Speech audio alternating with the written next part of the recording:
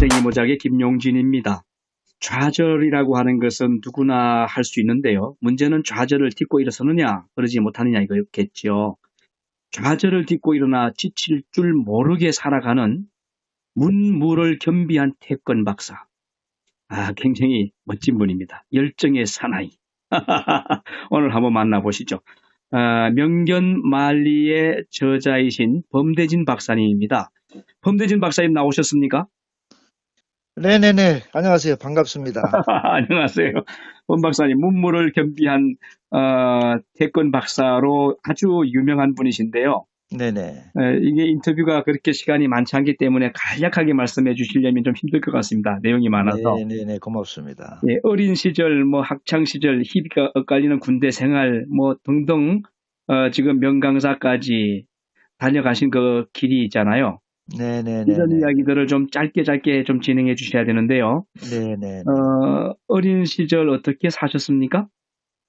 네. 저는 시골을 전라도 나주에서 태어났거든요. 네. 그때만 해도 이제 시골에는 서당이라고는 있어요. 서당이 있는데 서당도 마치 우리 그 친구의 아버님께서 운영을 하셨어요. 예. 서당에서 한문을 공부하게 되고 그 즈음에 또 우리 그 사부가 김정석 사부님이라고 계시는데 그래서 7살 때부터 제가 태권도를 시작을 했었죠.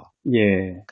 그렇게 이제 크면서 이제 어린 시절에 이제 꿈은 나는 커서 고등학교 체육선생이나 또 혹여 장교가 되고 장군이 돼야 되겠다는 그런 꿈을 갖고 생활을 했었죠. 어렸을 때. 그 다음에 이제 그렇게 되면서 이제 중학교, 고등학교를 이제 진학을 해서 제가 다시 그 태권도 선수 생활을 했어요. 7살 때부터 태권도를 했기 때문에 아주 운동을 좋아하고 우리 식구들이 운동을 좀 좋아해요. 예. 저희 동생도 국가대표 출신이고 여동생들도 운동을 굉장히 잘하죠. 그러니까 체질적으로 태어났다고 봐야 되겠죠. 네. 근데 그 체력의 그 뒷받침 됐죠. 공부보다도 나름대로. 그래가지고 이제 제가 꿈을 이루기 위해서 육군 3사관학교를 입학을 하게 됩니다. 네. 그래 입학하게 돼서 군대 생활 열심히 해서 인간해가지고 일선 부대에서 제가 이제 직접 태권도 코치, 교관, 또 감독으로 많은 경험도 하고 소대장, 중대장, 또 참모장교를 보직을 이행하면서 이름을 사실 날렸습니다. 왜? 사회에서 태권도를 했기 때문에 서로 이 장교를 저를 데려가려고 쓰죠, 부대에서. 거기서 이제 틈틈이 제가 이제 손자병법에 대한 공부도 많이 하고 연구해서 실력을 연마했었습니다. 그중에 이제 생활하다 보니까 제가 수도방위 사령부에서 근무를 했었는데 장교 그다음에 그때 당시는 하사관이죠. 하사관들 교관단을 제가 직접 교육을 하고 또 국가대표 선수들 출신들 선수들을 직접 초빙을 해가지고 훈련을 많이 시킨 경험이 있는데 소령 진급을 했죠. 어렵게 소령 진급을 하고 또 가야 할 곳은 또 육군대학을 가야 되는데 제가 육군대학에서 공부를 하고 최전방위를 가게 됩니다. 거기서 네. 불행하게도 그날 한양 회식도 하고 그랬었죠. 그 다음에 이제 거기서 이제 비오큐에서 잠을 자게 되는데 불의에 이제 비오큐에서 연탄가스를 마시게 됨으로써 제가 군대 생활을 마감하게 됩니다. 그 아, 시련은 이루 말할 수가 없었죠. 그러면 가스로 어떻게 마비 증상이 오셨나요? 완전히 죽어버렸죠. 아하. 죽어버려가지고 이제 헬기로 통합병을 후송하는데 군의관도 저 사람은 살아도 식물인간이라라는 판정을 내리고 눈동자가 안 보이고 하얀 창만 보였다고 얘기를 해요. 그래서 네. 3일 후에 제가 이제 통합병을 드디어 이제 깨어나게 됩니다. 음. 하늘이 도왔겠죠. 그래서 떼고 나서 보니까 병원이라 눈물을 한없이 흘렸죠. 내가 왜 이렇게 됐나 싶고 네. 그런 생활을 했었죠. 근데 군대 생활을 도저히 할 수가 없어서 결국은 전역하게 되는데 저는 하고 싶어서 제대는 절대 할 수 없다. 군대 체질이다. 아, 그런 어떻게 해요? 하늘이 내린 명령이라고 생각하고 아이고, 그런 그렇군요. 충격을 속에서 제가 생각을 했었죠. 네. 그 연탄가스로 이제 의욕도 상실하고 꿈도 사라지고 그럼요. 후유증이 참 크셨을 텐데요. 네네. 어떻게 극복하셨습니까?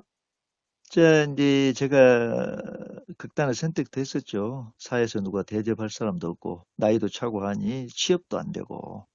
그런데 이제 친구를 만나게 돼서, 야, 네가 어렸을 때 태권도도 하고 정신력도 강화하는데 주저앉을 수 있느냐? 아, 네. 취업을 해라. 그래가지고 고심 끝에 제가 국립공원 관리공단에 근무하게 됩니다. 그 아, 입사해서 정말 열심히 근무를 했었죠. 그러면 출퇴근 체력이 시간에. 그때는 많이 회복되셨겠네요. 그럼요, 그럼요. 네, 그러다 보니까 직장도 좋지만은 요즘 참 들어가기도 힘들죠, 그 직장도. 그렇죠. 그런데 이제 제가 꿈이 여기서는 있어서는 안 되겠다. 희망이 별로 없어요. 이제 높은 직위에 올라갈 수도 없고.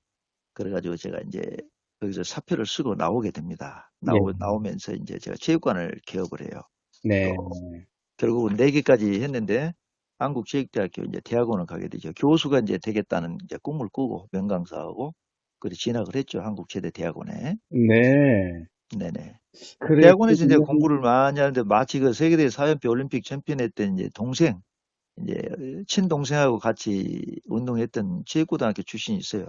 네, 정국경 교수라 아주 유명하죠. 그 네, 사람이 저희 지도 교수가 되고 또 마치 거기서 이제 그 대만 국가대표 감독했던 양당원이란 그 감독이 거기서 유학 가서 공부를 하게 돼요. 거기서 우연히 이렇게 만나게 되는 겁니다. 만나게 돼서 대화를 통하고 하다 보니까 어, 나중에 공부 마치고 돌아가서 대만에서 저를 이제 초빙하게 되고 그래서 이제 태권도 시범단을 꾸려서 한국 대표 태권도 교류 시범 단장을 제가 맡아서 예, 대만에 가서 시범을 정말 멋지게 보이죠. 9박 10일 동안 하면서 음, 그런 생각을 하다가 이제 태권도를 이제 국위 선양을 굉장히 많이 했죠. 제가 어, 직접 시범을 보이고 거기에서 이제 또 유명한 우리나라 국회의장급인 그 대만 입법의원이라고 하는 입법의원 양창민 씨를 또 만나게 되고 가오성 시장, 시의원, 구의원, 각 대학 총장, 유명 인사를 굉장히 맞추면서 서로 이제 인사하고 또 감사패 또 굉장히 많이 받고 시범을 마치고 나면 그날 저녁에 뉴스에 이제 방영이 되고 또 네, 이제 우리 세계 챔피언, 올림픽 챔피언 했던 정국현 교수하고 함께 가기 때문에 그때 그 인터뷰가 굉장히 많이 세도를 했었죠. 네, 그래서 국위 선양을 했었고 결국은 그 대만 감독의 아들이 양동이라고 우리 집에서도 굉장히 많이 썼고 한국에 유학 왔을 때는 수십 군데 그 협회하고 그다음에 체육관, 고등학교 자매계를 연결을 시켜가지고 훌륭한 선수로 또 키우고 그 선수가 또 보람 느낀 것은 국가대표가 됐어요 대만에. 예, 그래서 예. 무주대 그다음에 아시아대에 출전하고 했을 때 제가 함께 가고 또 마치 또 정국경 교수가 또 태권도 해설위원이기 때문에 얼마나 좋은 기회예요. 좀 못해도 좀 말이라도 좀 유망 선수라고 얘기하고 했을 때는 참 눈물겨운 사건들이 많이 있었죠. 제가 태권도를 안 했더라면 이런 과정을 겪을 수가 없었겠죠. 7살 때부터 지금까지 태권도를 하고 제가 나와서 이제 먹고 살아야 되기 때문에 태권도도 한 4군데 도장을 오픈해가지고 경험한 적도 있습니다. 네. 이 태권도를 통해서 국위 선양을 많이 하셨고 문화교류까지 하셨던 걸로 제가 듣고 있는데요. 네네네네. 그 이야기 조금 해주시겠습니까? 어떤 얘기예요? 대만에서 음, 대만 선수 학부형들 이야기 뭐 이런 거? 네, 그 얘기는 기가 막히죠. 지금도 굉장히 교류를 하고 있고, 예, 대만 국가대표 선발전 할 때, 저를 직접 초빙해서 그 시합장에 전부 앉히고 대우를 해주는 그런 장면들. 그다음에 대만에서의 그 국가 종목은 뭐냐면 여러 종목도 있겠지만 지금 태권도입니다. 태권도. 왜 네, 그러냐면 1988년도 우리 태권도가 시범 올림픽 시범 종목이 됐을 경우에 네. 대만 여자 선수가 1위를 해서 챔피언이 됐어요. 그래서 난리죠. 사실 좀 거짓말 같지만은 대만 선수들이 한국 선수보다 태권도를 더 잘합니다. 훈련을 더 많이 하기 때문에 그렇군요. 고등학교가 어디고 제가 시범단을 데리고 가면 전 병력, 전 학생들이 다 나와 동원돼서 가지고 꽃다발 뭐 잔치를 보고 밴드 마스터가 나와가지고 그 뭐야 환영을 해주고 그래요. 우리나라 같으면 종주국교 태권도 좀 그런 대우를 못 받잖아요. 네, 그런데 대만에서는 그런 시범을 보이고 제가 직접 시범 보이고 우리 시범단이 했을 경우에 자기들 배우고 싶은 그 열정에 눈물 겪고 또 동네에서는 이제 잔치가 벌릴 정도로 합니다. 잔치. 돼지 몇 마리씩 잡아가지고 잔치하고 네, 저희한테 이제 감사패 이제 전달도 해주고. 근데 문제는 또 이제 영원히 있을 수는 없잖아요. 9박 10일 동안 태권도 시범을 보여 마치고 오는데 공항에서 이제 못 가게 헤어질 때 그 눈물 광경은 이루 말할 수가 없죠. 네. 그래서 그런 광경은 제가 너무 태권도 하기를 잘했구나. 태권도를 안 했더라면 저는 이미 죽었을 겁니다. 예, 예, 예, 왜? 연탄가스를 독하게 마시고 3일 동안 죽었다 기사 해석했기 때문에 네. 제 몸에는 가스가 분출되는 그 자국도 지금도 많이 있어요. 아, 네, 그렇군요. 그렇습니다. 그래서 이제 태권도를 했기 때문에 제가 도장을 한국 최대 벽산 태권도장 외에 서울 길동에 아미체육관, 부천에 청도체육관, 의정부에 한국체육관, 그래서 네 군데를 경영하고 그때 이제 학교를 계속 다니고 그랬죠, 한 시대. 네. 그렇습니다. 네네. 태권 박사가 되신 그 과정 잠깐 간략하게 좀 네, 해주시겠어요? 과정은 제가 이제 학사, 석사, 박사를 아마 최초 겁니다. 태권도로 논문을 써서 학위가 통과된 것은 아마 제가 아마 처음일 것입니다. 거기에서 이제 제가 이제 국민대학교에서 전공이 체육 측정 평가 및 경기 지도학이라는 그런 어, 전공이었는데 논문으로 이제 의학 박사가 된 거죠. 네. 사실은. 그런데 이제 그 요즘에 제가 우리나라의 전통 무예무술이 수박이라고 있어요. 수박도 제가 한 20년 이상 수련을 했어요. 네. 그래서 수박협 회장이 어, 송, 송 이름을 좀 금방 하니까 생각이 안 나나요? 어, 송 아버지가 뭐랄까요? 전통부에 이은 그런 달인인데 아들도 이제 그를 이은 거죠. 그래서 수박 무술로 이제 제가 출연합니다.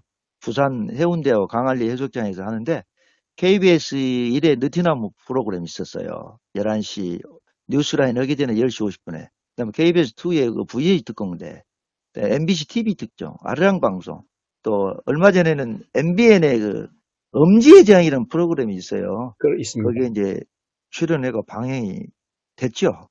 제가.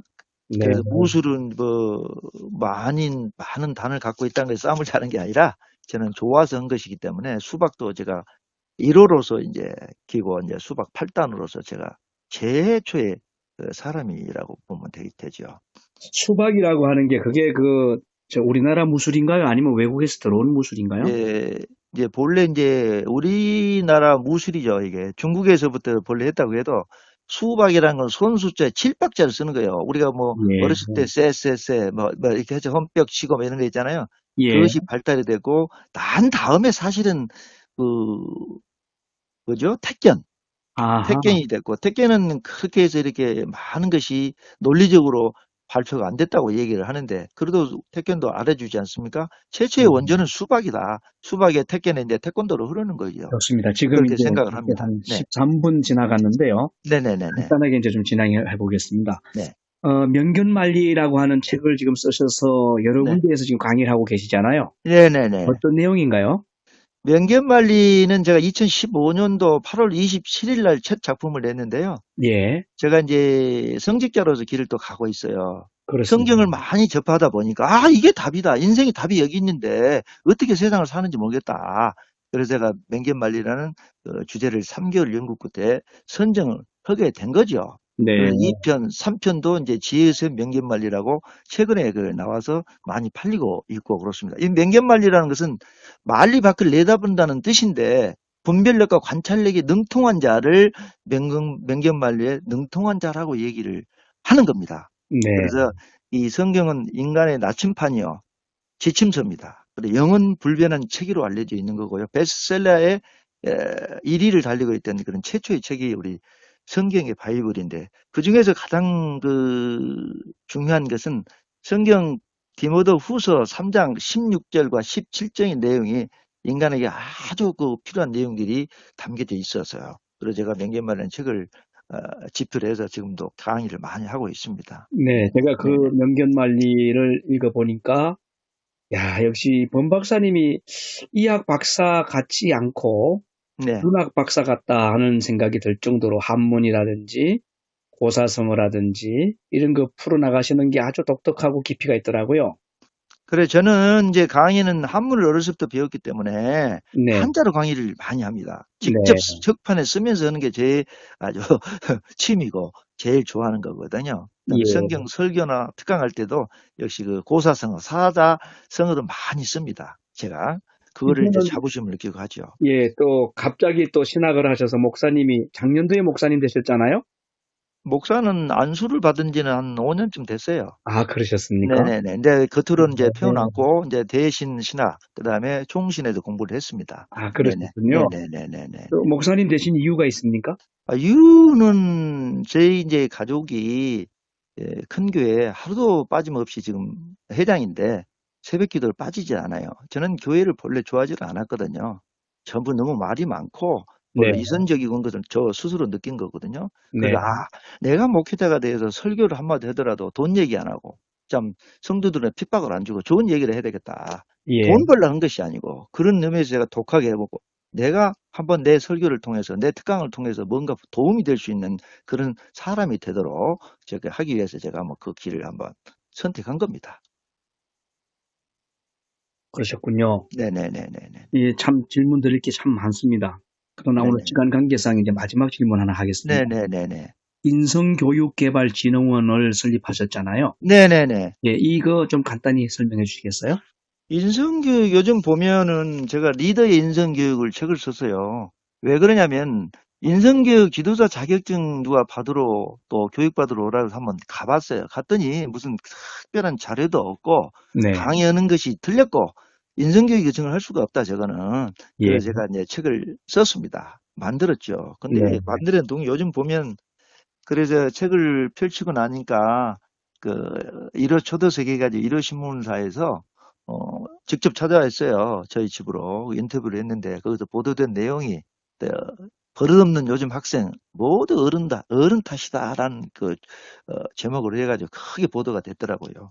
역시 맞죠. 요즘 특히 사회 문제점이 너무 많이 두각되고 있지 않습니까? 예, 청소년들의 성범죄 문제, 사대악의 문제, 또 몸소 알기보다 무엇보다 사람이 됨됨이가 중요하다는 것을 알고 있기 때문에 제가 리더의 인성교육이라는 책을 출판하게 된 것입니다. 네, 그래서 요즘 버릇없는 요즘 학생들 전부 어른 탓은 사실 맞습니다. 어른이 잘해야 보고 하지 않습니까? 그런데 네, 요즘 그런 것이 많이 보이지 않기 때문에 안타깝기도 하고 제가 이제 교육을 많이 합니다. 자격증도 제가 직접 주기도 하고 네, 교수들이나 이런 성직자들이 인성교육 지도사 자격증을 따기 위해서 공부를 많이 저한테 와서 하고 있습니다. 네, 좋습니다. 네네네. 오늘 바쁜 시간 이렇게 내주셔서 너무 감사하고요. 네네네. 우리 범대진 박사님이 진행하는 프로그램이 잘 되시기를 인생이모작이 응원하겠습니다. 아이고, 너무 감사드립니다. 부족하지만 많이 도와주셔서 감사드립니다. 예, 늘 소통해 주셔서 감사합니다. 너무 감사드립니다. 예, 네, 감사합니다. 고맙습니다. 지금까지 범대진 박사님이었습니다. 여러분 감사합니다.